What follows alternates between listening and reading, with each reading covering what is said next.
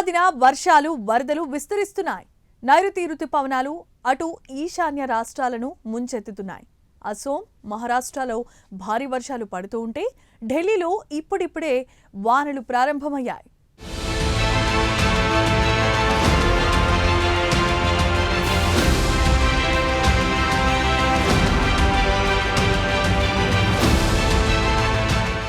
ఈశాన్య రాష్ట్రాలైన అస్సాం, అరుణాచల్ ప్రదేశ్, మేఘాలయ, నాగాలాండ్ తదితర ప్రాంతాల్లో ఎడతెరిపి లేకుండా కురుస్తున్న వర్షాలతో నదులు ఉప్పొంగుతున్నాయి.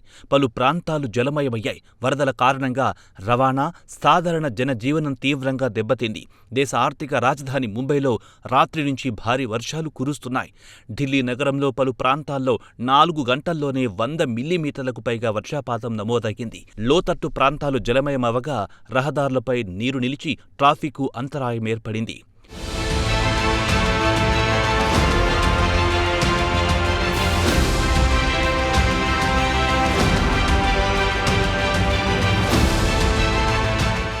అస్సాంలో ఎడతెరిపి లేకుండా కురుస్తున్న భారీ వర్షాల కారణంగా వరద పరిస్థితులు మరింత విషమించాయి. ధేమాజీ జిల్లాలోని సిమెన్ నదిపై ఉన్న రైల్వే వంతెన పాక్షికంగా కూలిపోవడంతో రైళ్ల రాకపోకలు నిలిచిపోయాయి. భారీ వర్షాలతో నది ఒడ్డున కోత ఏర్పడి వంతెన పిల్లర్లు దెబ్బతినడంతో ఈ ఘటన చోటు చేసుకుంది.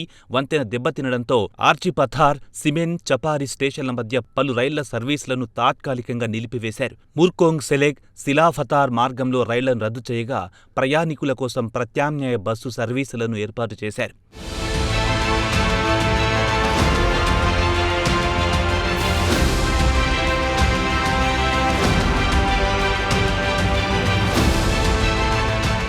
మరోవైపు రాష్ట్రంలోని వరద కారణంగా సుమారు 16,000 మంది ప్రజలు ఇబ్బందులు ఎదుర్కొంటున్నారు. పలు గ్రామాలు నీట మునిగాయి.